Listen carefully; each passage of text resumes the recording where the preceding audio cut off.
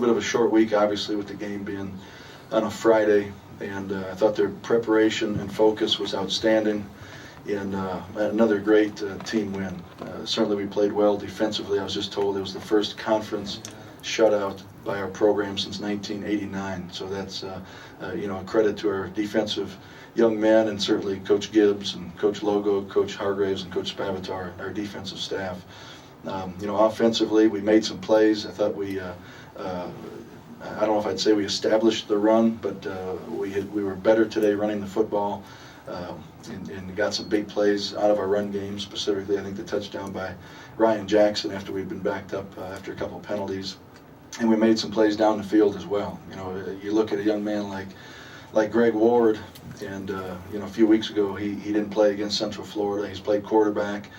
We started repping him at receiver, and a young man goes out there today, plays some quarterback, plays some receiver, catches 5 passes, catches a touchdown, and also goes out and was our punt returner today. So, that's what I just told the young men in the locker room is I've been doing this now 18 years, and this is the best team I've ever been a part of. And it's offense, defense, special teams getting along. It's seniors and freshmen getting along. It's young men from Houston and young men from out of state. It's the most family-like team I've ever been a part of.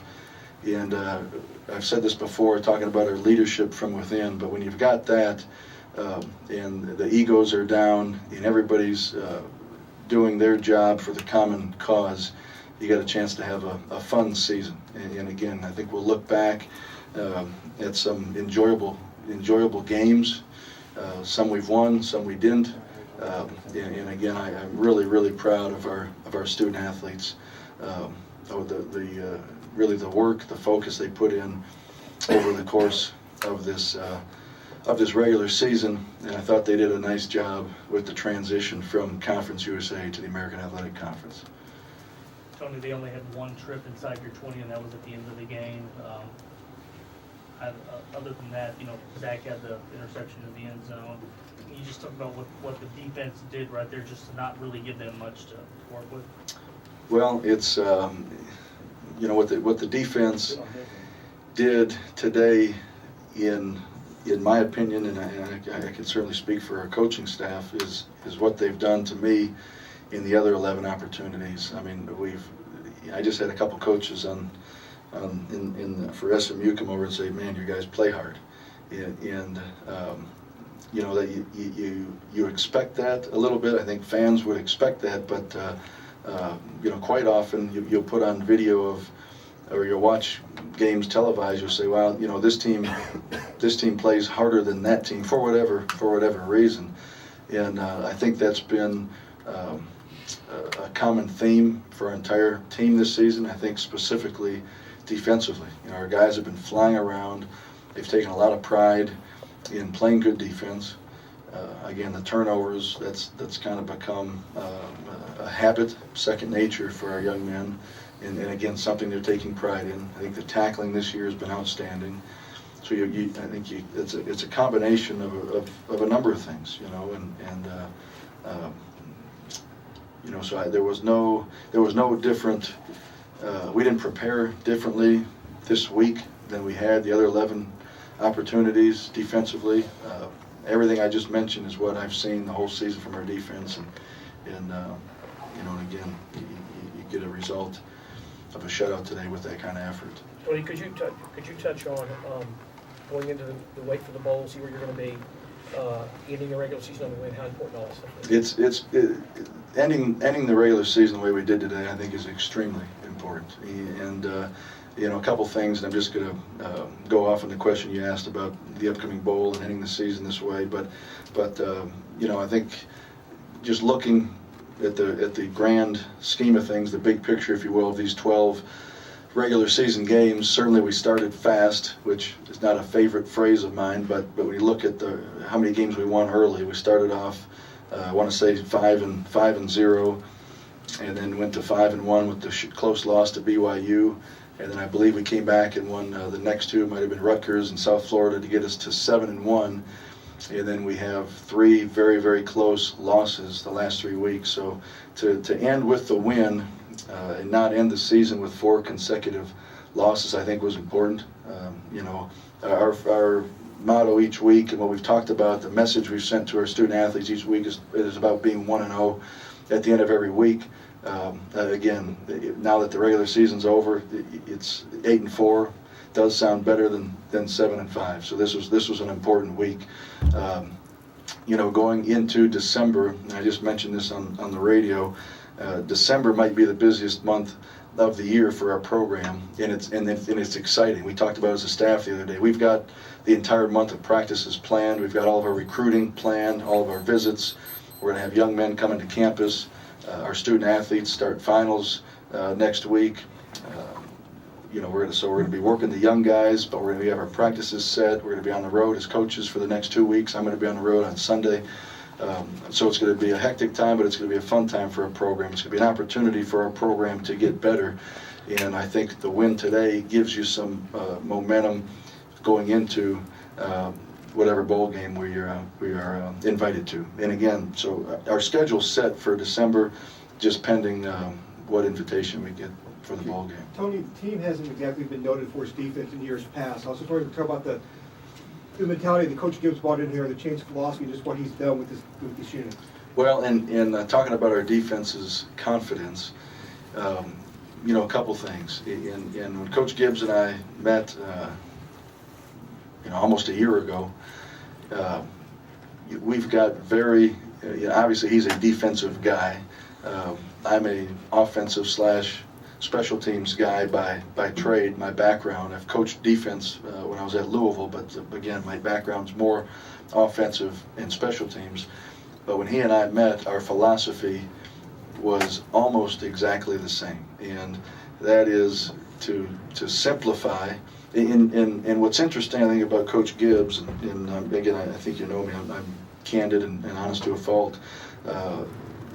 He was his most recent job was with the Houston Texans 2 years prior. So again, he didn't sit on his couch and watch television for 2 straight years. He went out and studied, and again, he came over to our place and would watch us practice and sit in on meetings occasionally and coaches meetings, and he visited other programs, knowing he was going to get an opportunity again at some point, and obviously wanting to be ready when the opportunity presented itself. And again, talking about simplifying what you do defensively and allowing your guys to make sure they know what to do, and then they're able to play fast. And I've used the word aggressive because I wanted to make sure, when I at least said publicly, and Coach Gibbs and I talked almost a year ago, I want to simplify, but I still want to be aggressive.